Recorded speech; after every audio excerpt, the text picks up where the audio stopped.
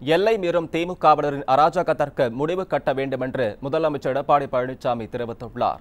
தென்சென்னை அதிமுக வேட்பாளர் ஜெயவர்தனனுக்கு ஆதரவாக சென்னை கந்தன்சாவடியில் முதலமைச்சர் எடப்பாடி பழனிசாமி பிரச்சாரம் செய்தார். அப்போது பேசிய அவர், சிலை கடத்தலை தடுக்க எம்ஜிஆர் காலத்திலேயே தனிப்பிரிவு தொடங்கப்பட்டதாக குறிப்பிட்டார். இது பற்றி அறியாமல் ஸ்டாலின் பேசி வருவதாகவும் அவர் குறிப்பிட்டார். கொள்ளைப்புறமாக தலைவர் பதவிக்கு வந்த ஸ்டாலினுக்கு அடித்தட்டு மக்களின் நலன் தெரியாது என்றார். அடிமட்ட நிர்வாகியாக இருந்ததால் அடித்தட்டு மக்களின் பிரச்சனை தனக்கு தெரியும் என்றும் முதல்வர் குறிப்பிட்டார். அதே போல இன்னைக்கு கிண்டலிங் எழும் பேசிட்டு இருக்க, ஏதாவது பெரிய அரசியல் தெரிந்த ஒரு மாதிரியும் மற்றவர்கள் ஒண்ணுமே தெரியாத மாதிரியும். நான் தான் ஏற்கனவே சொன்னேன், நீங்க அரசியலுக்கு வந்த வழி எந்த வழின்னு அத்தனை பேருக்குமே தெரியும். கஷ்டப்பட்டா நீங்க தலைவராக இருக்கிறீங்க. கருணாநிதி முதலமைச்சர் இருந்தாரு, அவர் திராவிட முன்னேற்ற கழகத்துடைய தலைவராக இருந்தாரு. அந்த போர்வையில கொள்ளைப்புறத்தின் வழியாக நீங்க அவருடைய மகனா இருந்த காரணத்தால உங்களுக்கு அந்த வாய்ப்பு கிடைக்கப்பட்டது. அதனால நீங்க வந்துட்டீங்க.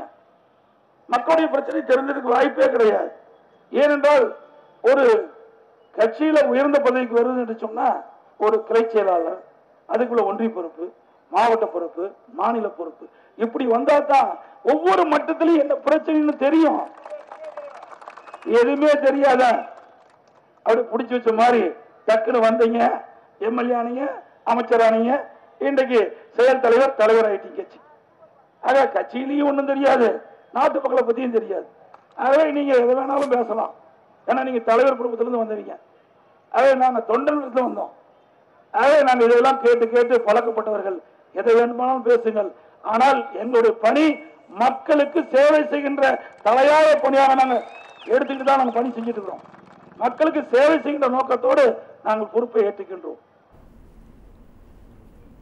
கந்தன்சாவடியை தொடர்ந்து திருப்போரூரில் இடைத்தேர்தலில் அதிமுக சார்பில் போட்டியிடும் வேட்பாளர் ஆறுமுகத்திற்கு ஆதரவாக முதலமைச்சர் பழனிசாமி வாக்கு சேகரித்தார். அப்போது பேசிய முதலமைச்சர் பழனிசாமி, ஏழை தொழிலாளர்களுக்கு அரசு வழங்கும் நிதியை ஸ்டாலின் தடுப்பதாக குற்றம் சாட்டினார்.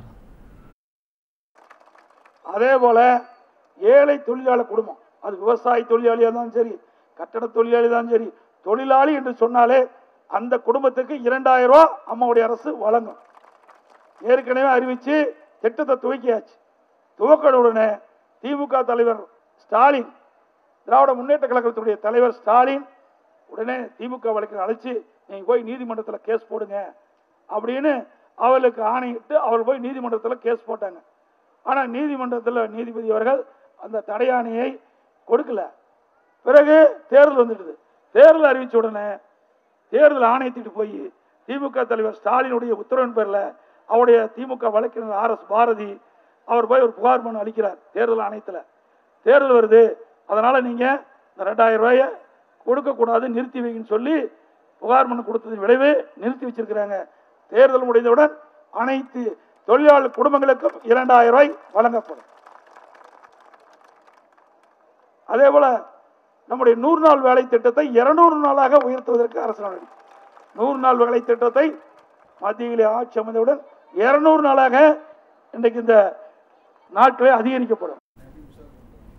காஞ்சிபுரம் மக்களவை தொகுதி அதிமுக வேட்பாளர் மரகதம் குமாரவேல் மற்றும் மாமல்லபுரத்தில் திருப்போரூர் சட்டப்பேரவை தொகுதி அதிமுக வேட்பாளர் ஆறுமுகத்திற்கு ஆதரவாக முதலமைச்சர் வாக்கு சேகரித்தார். அப்போது பேசிய முதலமைச்சர், காவிரி கோதாவரி இணைப்பு திட்டம் நிச்சயம் நிறைவேற்றப்படும் என்று தெரிவித்தார். திருக்கழுகுன்றத்தில் காஞ்சிபுரம் மக்களவை தொகுதி அதிமுக வேட்பாளர் மரகதம் குமாரவேலை ஆதரித்து முதலமைச்சர் பழனிசாமி பிரச்சாரம் செய்தார். அப்போது பேசிய அவர், இந்தியாவின் வளர்ச்சி மற்றும் பாதுகாப்பு நடவடிக்கையை கண்டு அண்டை நாடுகள் அஞ்சுவதாக குறிப்பிட்டார். கல்வித்துறையில் மறைந்த முதலமைச்சர் ஜெயலலிதா மேற்கொண்ட தொலைநோக்கு நடவடிக்கையால் தமிழகத்தில் உயர்கல்வி படித்தவர்களின் விழுக்காடு அதிகரித்துள்ளதாகவும் குறிப்பிட்டார். அது மட்டும் இல்ல, 2011 அம்மா முதலமைச்சர் ஏற்கின்ற பொழுது 100க்கு 21 பேர் தான் உயர்கல்வி படிச்சாங்க. 100க்கு 21 பேர் உயர்கல்வி படிச்சாங்க. அம்மா அவர்கள் கல்வியிலே எடுத்த புரட்சி மறுமலர்ச்சியின் காரணமாக இன்றைக்கு கிராமத்திலிருந்து நகரம் வரை படிப்போர் எண்ணிக்கை உயர்ந்திருக்கின்றது, கல்வி கற்போர் எண்ணிக்கை உயர்ந்திருக்கின்றது அரசு எடுத்த நடவடிக்கையின் காரணமாக. அதனால இந்திய அளவில் பார்க்கின்ற பொழுது உயர்கல்வி படிக்கக்கூடிய எண்ணிக்கை 100க்கு 46.8%. 100 பேருக்கான 46.8 பேர் உயர்கல்வி படிக்கிறாங்க. அப்படின்னா அம்மாவுடைய ஆட்சியில எப்படி வளர்ச்சி பெற்று என்பதை நீங்கள் எண்ணி பார்க்க வேண்டும். ஆகவே இன்னைக்கு உயர்கல்வி படிக்கக்கூடிய எண்ணிக்கை இந்தியாவிலேயே முதலிடம் வைக்கின்றது தமிழ்நாடு. அது மட்டுமல்ல, அம்மா அவர்கள் எப்பொழுதும் தொலைநோக்கு சிந்தனையோடு தான் திட்டத்தை வகுத்து கொடுப்பாங்க. அறிவுபூர்வமான கல்வி கிடைக்கணும், விஞ்ஞான கல்வி கிடைக்கணும். நல்ல மாணவனுக்கு அறிவு இருக்கும், திறமை இருக்கும், ஆனா அதை பயன்படுத்த முடியாது. ஆக அப்படி ஏழை குடும்பத்தில் பிறந்த மாணவனுக்கு திறமையான மாணவனை நல்ல முறையில் பயன்படுத்த வேண்டும், எதிர்காலம் சிறப்பாக இருக்க வேண்டும். அதற்காக மடிக்கணினி கொண்டு வந்தாங்க, மடிக்கணினி திட்டத்தை கொண்டு வந்தாங்க. ஒரு மடிக்கணினி 14,000 ரூபா, ஒரு மடிக்கணினி 14,000 ரூபா, 14,000 ரூபா போட்டு மடிக்கணினி வாங்கி நம்முடைய மாணவிகளுக்கு கொடுத்து உயர்கல்வி கிடைக்கின்ற எண்ணிக்கை உயர்த்தினாங்க. அறிவுபூர்வமான கல்வி கொடுத்தாங்க, விஞ்ஞான கல்வி கொடுத்தாங்க. இந்தியாவில் எந்த மாநிலத்திலும் விலையில்லா மடிக்கணினி கொடுத்த வரலாறு கிடையாது. அந்த வரலாற்றை அம்மா அவர்கள் படைத்தாங்க. செங்கல்பட்டில் அதிமுக வேட்பாளர் மரகதம் குமாரவேலை ஆதரித்து பிரச்சாரம் செய்து பேசிய முதலமைச்சர் எடப்பாடி பழனிசாமி, காங்கிரஸை எதிர்த்துவிட்டு தற்போது மீண்டும் கூட்டணி வைத்துள்ள திமுக தான் சந்தர்ப்பவாதத்துடன் நடந்து கொள்வதாக குற்றம் சாட்டியுள்ளார். எதை எதிர்க்க வேண்டுமோ அதை எதிர்த்து அதிமுக போராடும் என்றார். சூழலுக்கு ஏற்றவாறு மாறும் கட்சி திமுக என்று முதலமைச்சர் பழனிசாமி குற்றம் சாட்டினார்.